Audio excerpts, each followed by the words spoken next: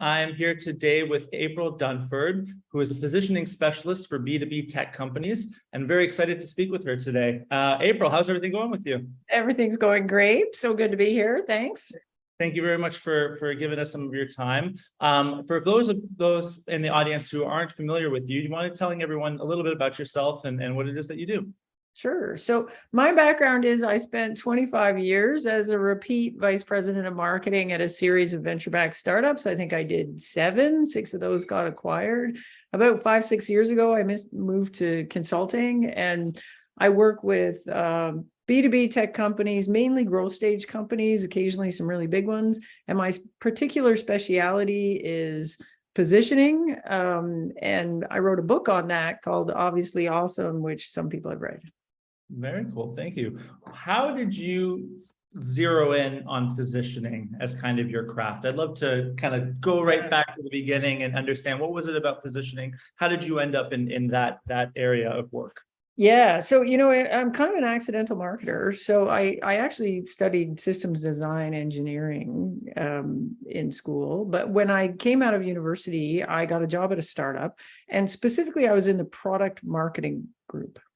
And the product that I was working on was failing, basically.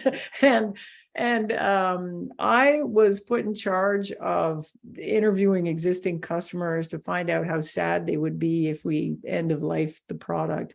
And in doing those interviews, I discovered that the vast majority of customers didn't like it, didn't use it, were totally uninterested in it. But there was a very small slice of customers that were doing something really innovative with it. I took this information back to the company. We decided to reposition it. And then the product took off. It became super, super successful. We got acquired by a big company in Silicon Valley. And I got promoted to be in charge of the whole marketing team post-acquisition. I inherited a bunch of new products.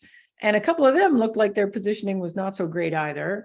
And so I worked through the positioning on those, and then that kind of became my thing. And so I got really interested in how should we do this? Because like the first time we did it, I think we just got lucky. And then I got really interested in, could we figure out a methodology for doing positioning? And so after a few years, I had that. And then towards the end of my career, being a VP marketing, like you would hire me because you had a positioning problem and I could come in and talk credibly about how we were going to solve that. So when I made the switch to consulting, it made sense for me to kind of focus on that because that had been a bit of my special sauce. And I had a methodology that I figured I could teach people how to do it. And we could get it done like that. So here I am. That's what I do. Very cool. Positioning as its kind of own process is sometimes wrapped up into other projects like absolutely brand strategy or even in order to do storytelling, copywriting type work, you got to think about positioning. From like an order of operations standpoint, for the folks in the audience who may have a positioning problem that they're working through right now, where does that fall in the life cycle of a startup, right? If you're thinking, should I do a brand strategy? Do I just need to do a positioning exercise? How should a founder think about this challenge of positioning?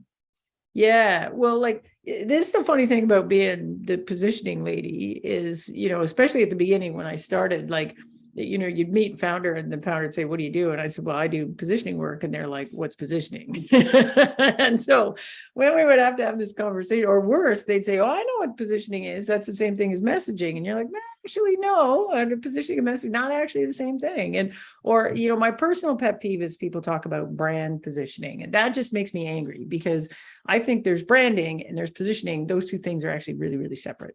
So in my opinion, positioning defines how your product is the best in the world at delivering some value that a well-defined customer segment really cares a lot about. And so it defines who's my competition, what's my differentiated value, who's the best fit customer, what is the market I intend to win. I need all of these things in order to do messaging. Like if we're going to do messaging, the first question you're going to ask, well, who's the message targeted to? So we need, so I need the positioning first before I can build messaging. I certainly need the positioning before I do branding, because how could I figure out what the branding should be if I don't really understand what we stand for in the market and for whom? So I feel like positioning is kind of the fundamental underpinning to almost everything else we do in marketing, whether we focus on it or not. Like if we don't do the positioning work first, we still have positioning. We're just not doing it on purpose. And so we're baking in whatever sloppy, weak positioning we got already and baking it into the branding or baking it into the messaging. So I believe if we want to do this properly, if we're going to do any of those other things, we should take a step back first and really sit down and say, like, are we all in agreement here on who we compete with? Are we all in agreement here on what our value is that we can deliver that no one else can? Are we all in agreement on who's a really good fit for that? Because if we're not, we should fix that first before we go down the road doing branding and messaging and lead generation and all the other things we want to go do. Absolutely. I couldn't agree more. You know, from my context, I kind of started my career in performance marketing. And I was always very curious how it would get all the way to the end, because you're kind of like, you know, Right. last touch. And I would be asking questions of this type as a, you know, naive kind of earlier marketer, like, well, who are we talking to? What are we talking to say to them? Like, how do we differentiate ourselves? And like, I would get sort of half-baked answers, and depending on who I would ask, I'd get different answers. And it always struck me as very curious. I was just very curious as to how does this happen? Like, how does it get all the way to us? And then I get blamed for the ads not working. Well, I can tell you how, I can tell you my, you know, theory of how this happens.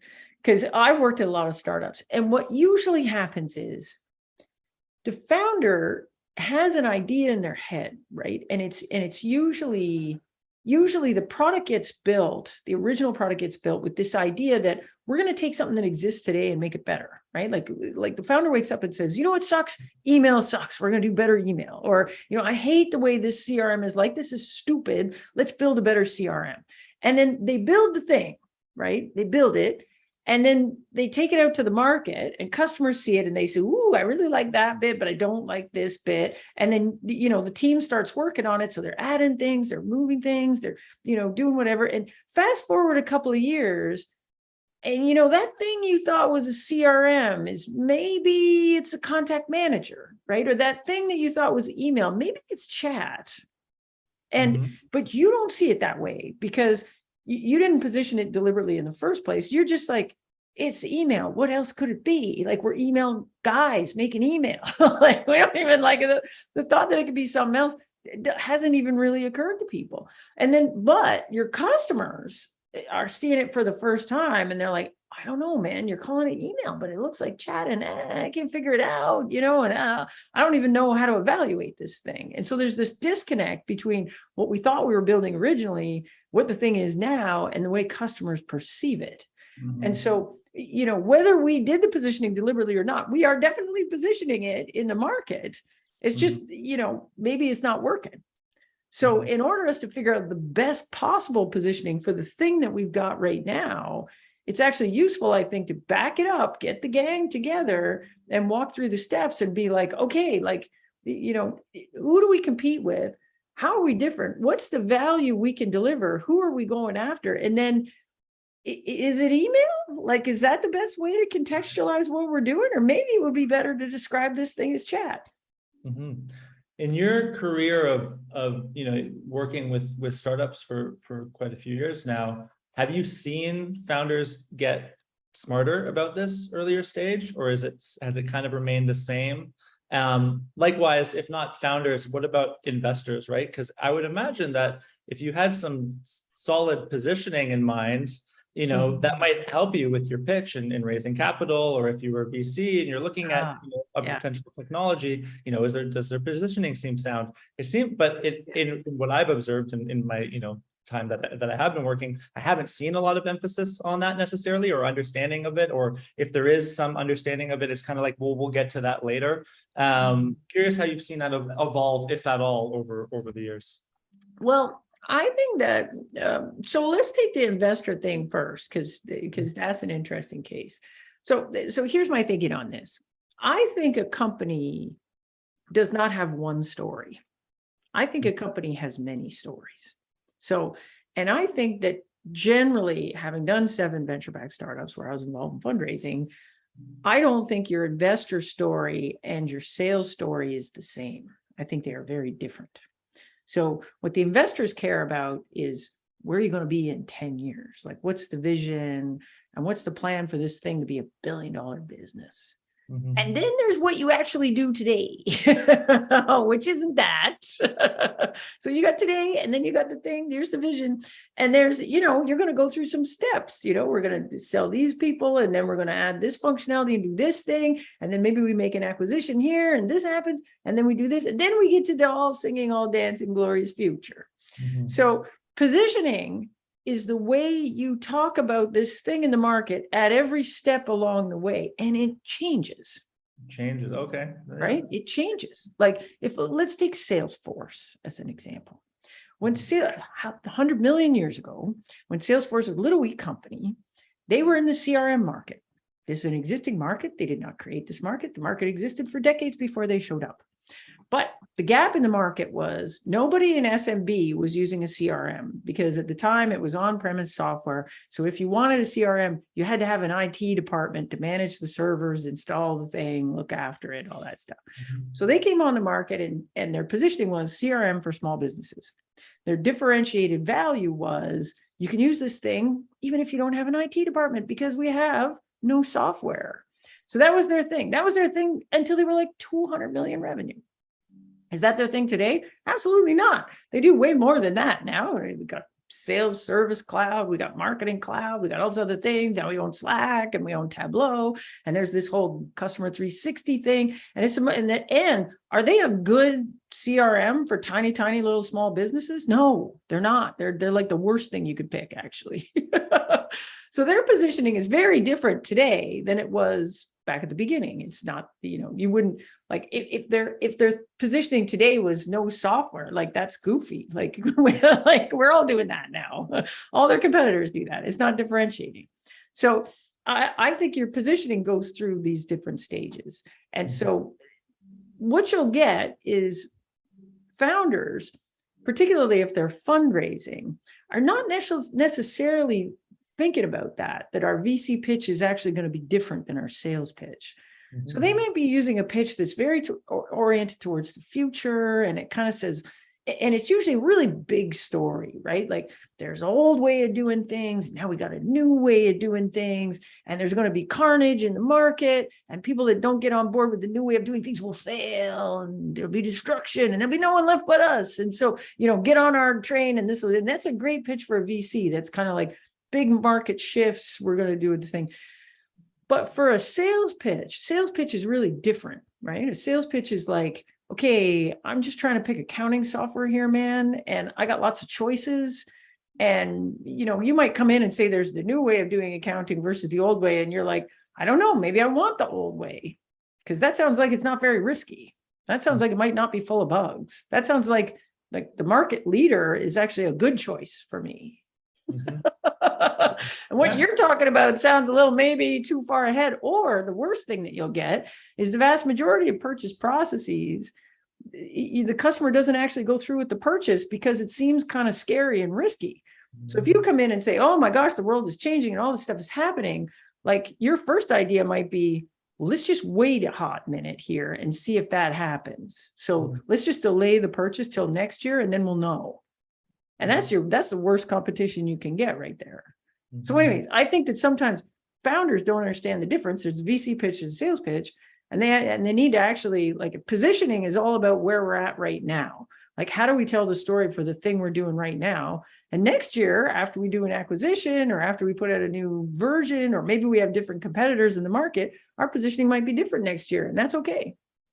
Do you think it's smart for startups to also think about positioning relative to the audience or the decision maker that they're speaking to? Like, what a CFO cares about might be different than what the end user of the product cares about, might be different than what procurement might care about, all those sorts of things. Do you think the positioning changes at all throughout that journey?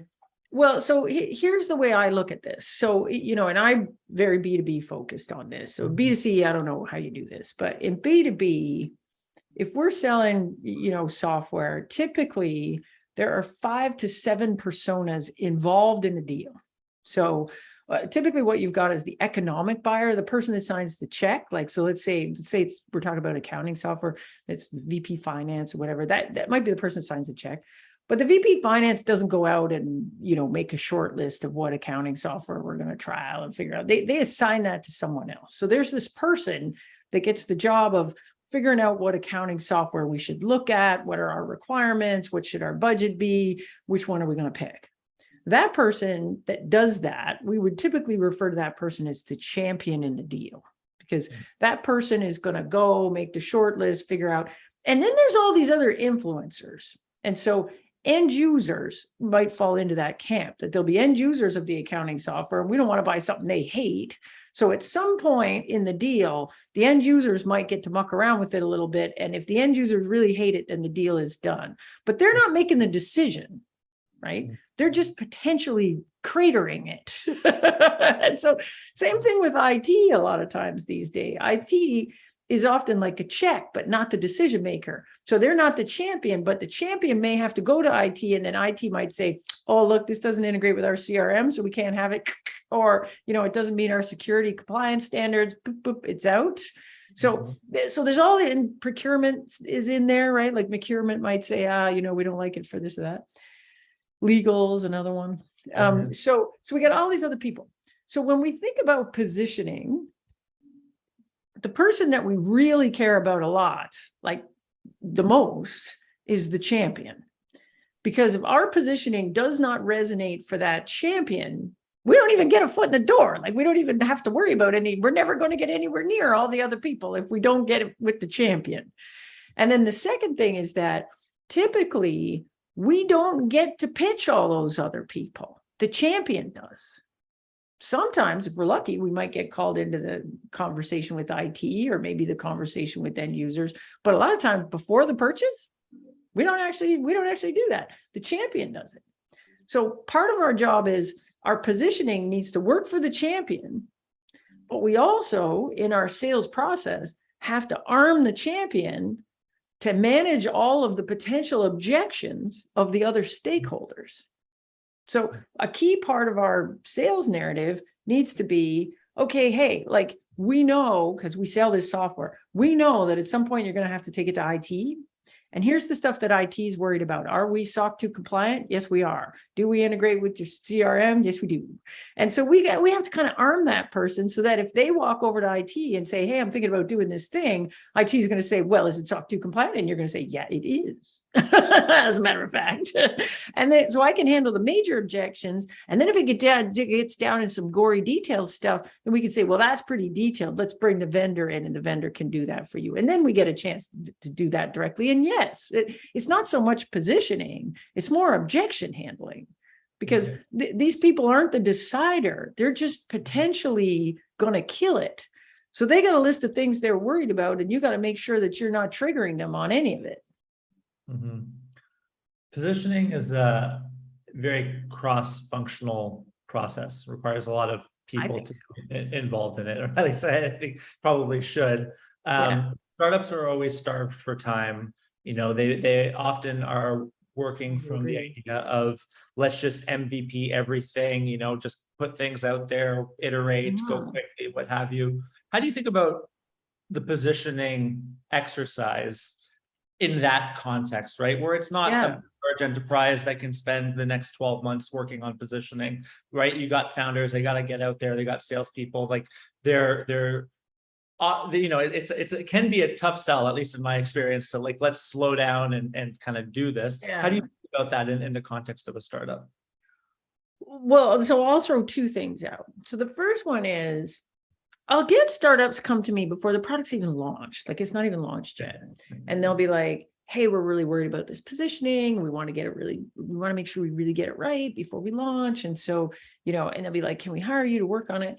And usually my response is, I don't think you should hire me to work on it. And here's why. So before the product's out in market, what we're actually building is a positioning thesis, right? So if we wanted to sit down and document our thesis on positioning, we could do that, which would say, okay, we built this thing and here's who we assume we compete with. And we assume our differentiators are these things. Therefore, our differentiated value is this. therefore our best fit customers look like this, and here's the market we're going to win. But it's just a thesis because we don't know. It's just our best guess. And so, but we should write it down. I think it makes a lot of sense to write it down and say, this is our thesis. And then we go out and we get our first wave of customers. And what happens? We're generally wrong. Like we're generally not perfectly right. So some of the assumptions baked in our thesis are correct, and some of the assumptions aren't. And then after we've had this first wave of customers through the door, we're learning a lot about how they make evaluations and who they compare us to, and what's valuable and what isn't. Once we've had that first wave of customers, now we can actually tighten it up and be like really specific and say, we thought these kind of customers were going to love this. It turns out it's these kind of people, and here's what they really love. Now I can tighten up the positioning and go run at that. So that's the first thing. Like, I think your early positioning is just a thesis, and it's okay if it's a little loose, because you actually don't want to over tighten it. Like, I think you can get a first wave of customers. You're going to, like, the reality is in a startup, your first wave of customers are going to be, networking, friends and family. Like, you're going to work your network to get this first wave in. It's not going to be like putting up a landing page and complete strangers coming up. That's not how we launch stuff typically. So this first wave of customers is going to be people that I have a relationship with, or I'm recruiting them one by one. Your positioning can be kind of loose, and you can still do that. And then once you've got a bunch of them in, and did you validate your thesis or not, then we can tighten it up and run right at it. So that's the first thing. Second thing is, if we think about it like that, then if we're B2B and we have a sales team involved in the deal, then we actually know a lot about how customers buy and what's valuable to them and what isn't. And so I think that people sometimes go a little bit bananas about trying to do a big research project. They're confusing positioning and strategy. So positioning is all about, how do I tell the best possible story for where I'm at right now, not the vision, not the where we're going to be, whatever. And so if what we're trying to do is figure out how to tell the best story for where we're at right now, and we're in market and we've sold a bunch of stuff already, we should be able to answer that question. Sales knows who they compare us to. Product knows what's differentiating and not differentiating out in the market. Like, we should be able to pull that together and figure out what our positioning is without, making it a 6 months research project to, try and predict the future, which is not what we're trying to do. Yeah, so in the work that I do, like, we get the positioning done in a week. Like, we're not fooling around with this for like months and months. Okay. Could you dive into that? I love that you kind of highlighted or tapped on there, like, positioning is different than strategy. Because I think that positioning can oftentimes be perceived as strategy or get into a strategy exercise. Can you differentiate for the audience how you think of strategy versus how you think of positioning? Yeah. So here's how it works. Like, if I go back to this thing again, I got the VC pitch, right? This is my vision. This is where we're going. It's amazing, right? I got this big thing. This is where we're going to be in 10 years. And then I got where we're at today. And so I'll give you an example. I worked for a company, and our vision was we were going to be the world's greatest CRM for very, very large businesses. So very complex organizations that did really deep account-based selling, right? That was our vision, big stuff. So that was the vision. But the thing we had at the beginning actually didn't win there because we had a giant competitor in that space. And that competitor, beat us all day, had more features, did more stuff. But the product that we had today worked very well, and we could win every day with investment banks. So that's where we were. So the positioning we had today was CRM for investment banks. The big vision was CRM for big enterprises that do deep, way bigger than that. So our positioning was this. And so our strategy is, how are we going to get from here to here? That's the strategy. And our strategy was, we're going to dominate investment banking. Once we've dominated investment banking, then we're going to sell to retail banks, because that's going to make us look like we get banking. And then we're going to move to retail banks. And when we get there, the positioning, we're going to be CRM for banking, not CRM for investment banks, CRM for banking. That's step one on the strategy. Step two on the strategy was, well, now that we got retail and investment banks, we're going to use that to get to insurance. And at that point, we're going to be CRM for financial services, different positioning. So that's step 3 on the strategy, right? And then the idea was, well, if we get all of banking and all insurance, that's giant. And so by then we're going to be this great, big, amazing company. And it'd be easy for us to then say, we're actually CRM for all big enterprises that do big account-based stuff. Yeah. So this positioning changes over time, right? And so some people get this idea like, we're going to come in and have this one story that works for the whole thing, that describes the vision and how we're going to get there and why you should buy us today. And I think that's bonkers. And I think generally you're not messaging the strategy to the market. You don't need to. You need to message it to your investors. They want to know how you're going to get there. But I don't think you need to be out to the market saying, hey, this is what we're going to do, this. No, that's an internal thing. So positioning is all about what's the best possible story that sells the most and maximizes what we can do in marketing and sales right now for the product we have right now, for the market we're in right now, because customers don't spend today's dollars for tomorrow's thing. And that's going to shift over time. The strategy is how we get from where we're at right now to the vision. Right. And so some people come in and they go to do a positioning exercise and they lose sight of that. And they start trying to position something they're going to be in 2 years and 5 years and whatever. And they'll be like, well, how does this positioning encapsulate the vision? It's like, it doesn't have to, because these are doing different jobs. It's almost as if perhaps there is maybe no strategy in place either, the same way that there might not be an actual formal positioning in place. And so trying to piggyback different projects and overlap, and it can become quite messy, I imagine. I guess so, but I don't actually believe that. Like most of the companies that even little startups, right? Especially if they're raising money. If they're raising money, they've got a vision, right? Like nobody raises money on the thing they have right now. They raise money on the picture they're going to paint of what this thing is going to be eventually. And then if you've raised money, then you've had to communicate somehow, how are you going to get from this piddly little thing you got today to this amazing thing that you raised 50 million bucks on.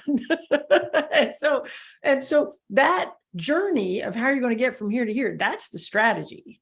But that is, we don't use that in sales. Like occasionally we may have a situation where we expose the vision a little bit because we think customers are jazzed about it. But a lot of the time we don't. A lot of the time, because what we're really trying to do is, why buy us today? We need you to buy our stuff today, not 5 years from now, not next year, today. So the customers don't care about the strategy or whatever, they all sing all dancing thing. They're like, I'm giving you today's dollars for today's solution. That's it. All right. Yeah, no, that makes a lot of sense. You've worked on positioning internally in your many roles as client side. Now you're doing it as a consultant, kind of coming in from the outside. How do you think about the process of working on positioning and who's leading the process? Should it be done internally? Should an outsider be brought in? Should it be sales led, or is it marketing led, or is it a product team lead? Who's kind of quarterbacking this, and pros and cons perhaps to different situations for audience who are maybe thinking about starting this type of a project?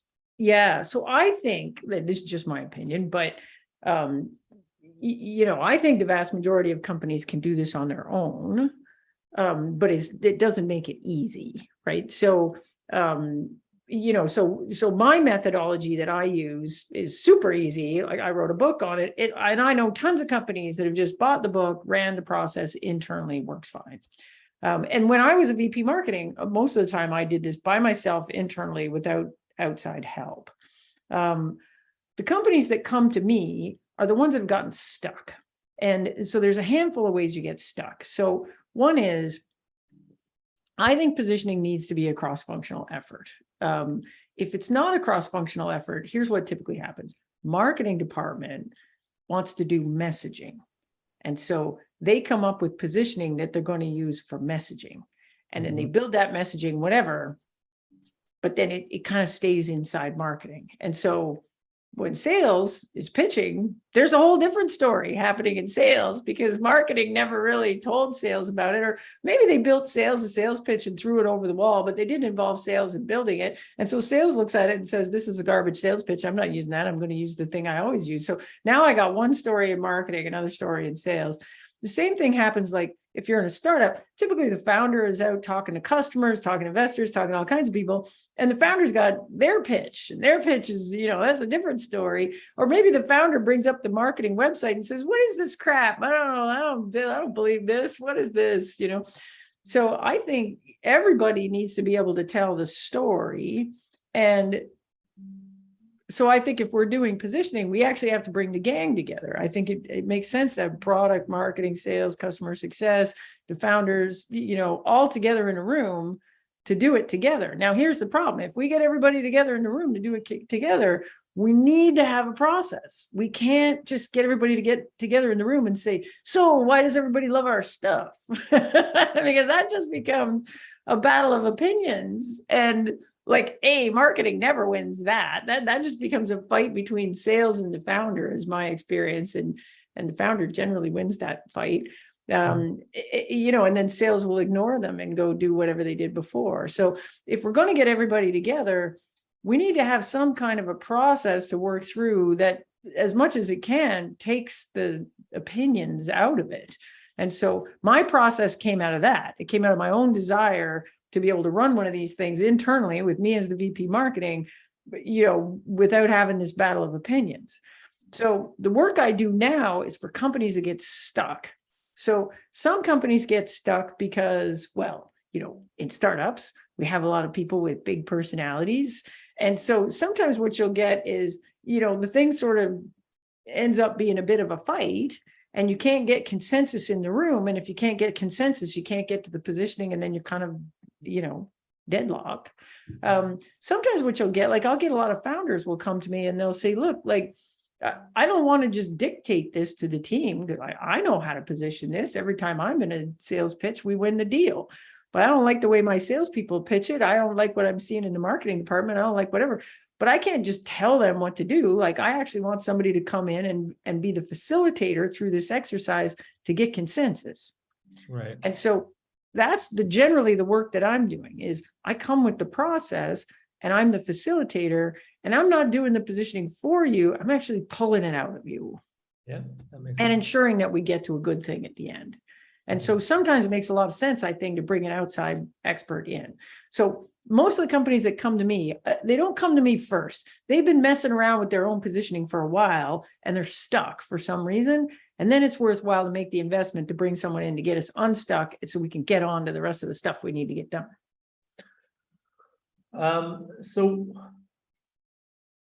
You mentioned kind of the differentiation between, your initial go-to-market can be kind of loose. Then as you acquire customers, then it might make sense for you to start auditing all of that information and those signals and start to kind of formalize the positioning a bit.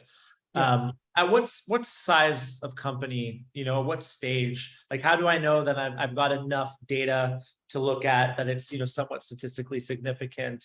I imagine that the answer varies, but I'm just curious as your thoughts on that as to, when should you start tightening things up? Yeah, you certainly don't have to have enough data that it's statistically significant, right? Because you may be selling enterprise software and you've got 3 deals and you've got enough with 3. Because you're only selling to investment banks and each one of those deals is $1 million deal, you're good to go. You got 3, you got 4 more in the pipeline, you're good to go. How I think that you can start tightening it up is when you start to see patterns. So what you'll get in an early stage startup is they'll say, yeah, we got a bunch of customers, but they're all different. They're all different and they're all using it for different things. And we don't see, if I were to come and say, who loves your stuff and why, you don't really know. Because sometimes it's this and sometimes it's this and sometimes it's this. And the customers all look different. We're not seeing the patterns. So typically it's when you start to see the patterns, it's when you start saying, we know that if customer ticks these 3 boxes or prospect ticks these 3 boxes, we're going to get that deal. right? We know customers that look like this love our stuff, or customers that do this, that's better than ones that are like this. But if you're kind of like, oh, people just buy, I don't know, all kinds of people love us, I don't know, then I think you're not there yet. Got it. I think that's a very, very strong signal, because I think you internally, you kind of know that too, as you're working on it and you're getting feedback or what have you, customers. And I was listening to one of your talks that you gave earlier, and you were talking about an example where you were looking at feedback that you had received from a lot of different kinds of customers, and some were good customers and some were bad customers. Yeah. It'd be hard to evaluate that feedback that you're receiving. Do you want to maybe talk about that a little bit? Because I've seen that sort of situation quite a bit myself, and in trying to do research, because everybody wants everything to be data backed, right? It's like, I want to prove it before I do it, and then I never do it because I can't prove it. And so just stalemate. Notice. Let me give you moving forward. So I had this early on, right? And I was, I have an engineering degree. I'm super into the numbers. I'm in product marketing, so I'm all about making the spreadsheet, right? So I had this job and I was looking at this company and I was trying to figure out, who do customers compare us to? And I wasn't getting clear answers from just talking to sales. And at that point, we didn't even have a CRM. This was a long time ago. We didn't even have a CRM. So I couldn't even go to the CRM and try to figure it out. So I thought, well, I can run a survey with my customers and I can ask them, like, if we didn't exist, what would you do? Like, who would you buy? And so I ran this survey and I get like 100 responses. And we're a pretty small company at the time, and we have maybe 500 customers. And I get like 100 responses, which is a great response rate. And then I plot it all on this, I think I got a pie chart or a bar chart. I got some chart and it's garbage. Like, it's just garbage. Like, I get like, there's no pattern in this at all. It's just junk, right? So it's just all over the place.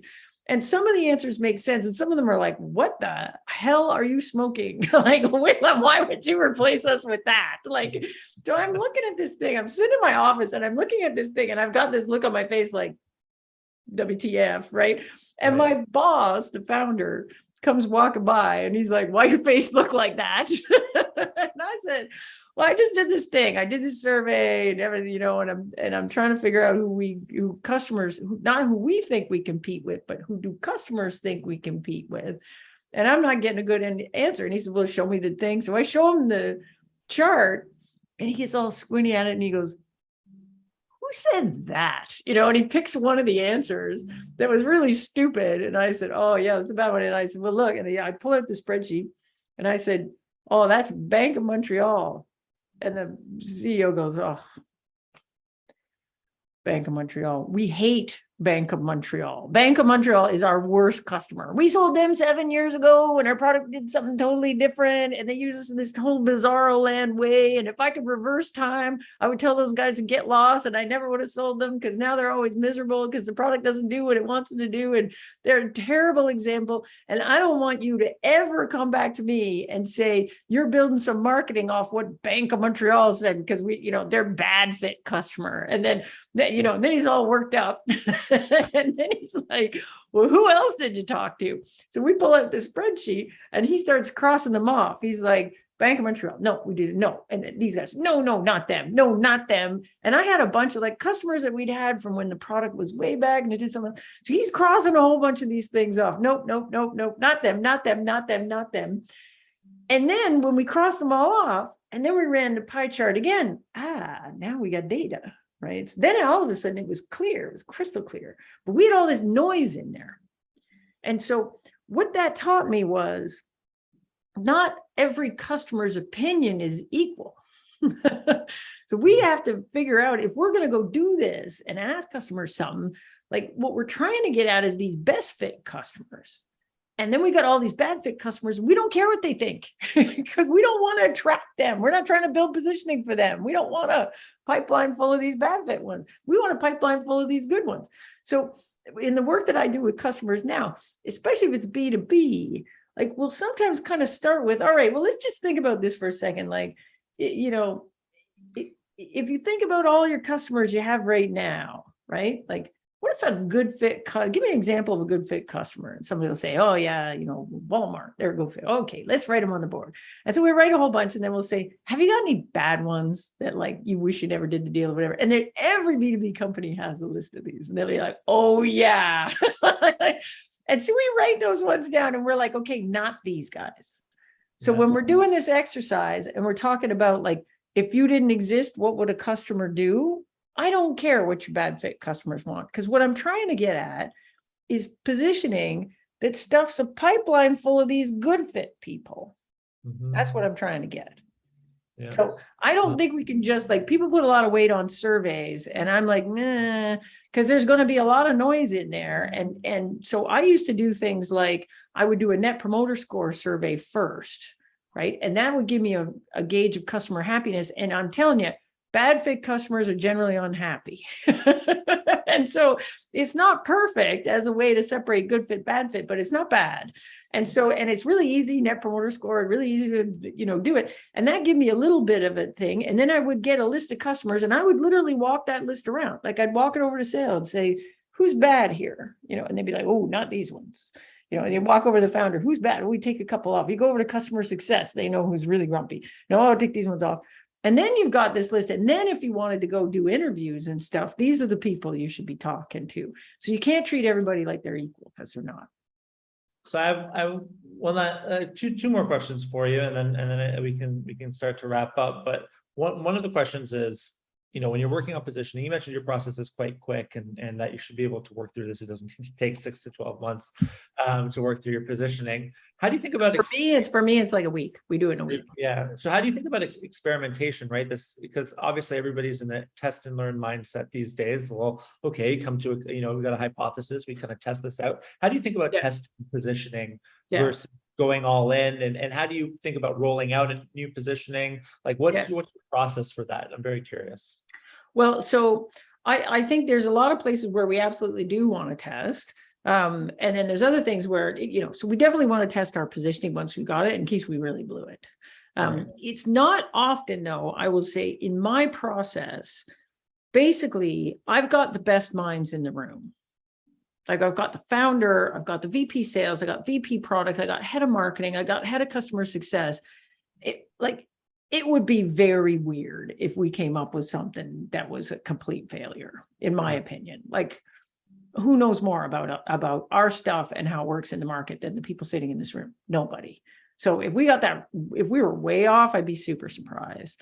So here's how we test the positioning. We do the positioning, we take the positioning, we translate it into a sales story, and then we test that with qualified prospects. And that's the best test we can do. Like what people will try to do is they'll say, oh, well, now we'll A/B test this positioning on the homepage. And it's like, well, now you're not testing positioning anymore. You're testing copywriting, you're testing messaging, you're testing page design, you're testing a whole bunch of stuff. And, positioning is just one of those things. And so if it passes or fails, you don't know why. So whereas if we take the positioning and turn it into a story, and I'm doing it live with a prospect, I'm getting a lot of signal there. I can see when they're getting excited. I can see when they're getting confused. I know when they're asking questions. And if I'm doing that with an existing sales rep, the sales rep can tell me, does this pitch work better than the last one? Yeah. And if this pitch works better than the old pitch, then we run with it because it's better. So the fail in this case is if we do a whole bunch of these pitches and the rep comes and says the old pitch was better, now we failed. Now we got to go back and figure out what the heck happened. But I've literally not had one of those yet. Yeah, no, now then we get into, once we have a pitch that works, now we're going to go do messaging. And that, I think, we can A/B test the messaging, we can test words, we can test placement, we can test landing pages, all that sort of stuff. I think we could test all day and night. But if we're trying to get at like the big picture story around it, I think that's best tested in a sales situation with a qualified prospect. If I'm trying to do A/B testing, I'm like, maybe it's the wrong prospect. Maybe it's, maybe it's a customer that's not even in our segment. There's so many unknowns. Whereas I can control for a lot if it's a qualified prospect with my existing sales rep with a pitch and we're doing it live. I can kind of get a vibe for, is this working better or worse than the last pitch? Last question. So I've worked with a lot of marketers over the years, and positioning is such a critical skill, and understanding positioning is very important, but I think people's grasp and understanding of it has varied wildly from like, oh, Yeah. you mean messaging, right? It's taught really badly. Like, I don't, right? like, I So can't believe it's such a fundamental skill, and the way we teach it is terrible. therein lies my question. If if I'm working as a marketer and I want to learn more about how to like wrap my head around understanding positioning, I'm going to get your book first and foremost. But Well, actually, I wouldn't even, and this is going to sound funny. This is going to sound funny. I wouldn't start with mine. Like, if you were like, I know nothing about positioning, I need to get my head around this, I would actually go and do here it is. I would read this, which is the classic. It's Reason Trout, Positioning the Battle for Your Mind. Now, here's the problem with this book. So, you just got to go into it with your eyes open. This book, it was written in 1982, before the internet, before most people that are reading it were born. And so, but I think this is a great primer. Like, I'm just trying to get my head around, what is positioning? Why is it important? Like, what the heck is it? And so I've read this book maybe 100 times, and every time I come back to it, it's I learned something I didn't notice in the first time. But like, here's the other thing about this book and how it's organized. Like, this is where we tell you what positioning is, and this is a whole bunch of case studies. Okay. So about half the book, there's a whole bunch of case studies, and the case studies are all over the place. Like, one of them is we repositioning the country of Jamaica, and another one is like some consumer packaged goods thing. And there's like Hertz and the Avis kind of thing. So when I read this book, it was really good for getting my head around what's positioning all about and why is it important. Then I got to the back, and none of the case studies were relevant to me in my industry. Like, none of it was enterprise software. And I was like, well, that sucks. And then what it didn't do is give me a methodology to do it. Right. And so I think this is the book you'll read. If you go to marketing school, you'll read this book. And I think it's genius. And I would start there. My book is the answer to, okay, now how do I do it? Now what? Yeah. And so and again, it's not for everybody either. It's like, if it's written for people that are B2B tech. I know people in B2C have read it and used it, but I didn't write it for them. So, right. But if you're B2B tech, you read mine, and mine will give you this is the playbook for how we're actually going to get it done. Okay, wonderful. Well, thank you very much for all of the information you have shared with us and all the knowledge and wisdom that you've got on the topic of positioning. Where can our audience find you? Should they want to reach out, get the book, hire you potentially? Where should they go find you? Yeah, well, the book is available anywhere you buy books, but most people just buy it off Amazon these days. So the book is on Amazon. It's called Obviously Awesome. People follow me on social, and I'm on Twitter and LinkedIn, and that's about it. And I'm a bit of a lazy poster, but once in a while I tweet some stuff about positioning. And then if you want to know more about what I do as a consultant, it's aprildunford.com. Okay, wonderful. Well, thanks again on behalf of everyone here at Demand Curve and the audience. Really appreciate your time today. Thank you. Okay, thanks a lot.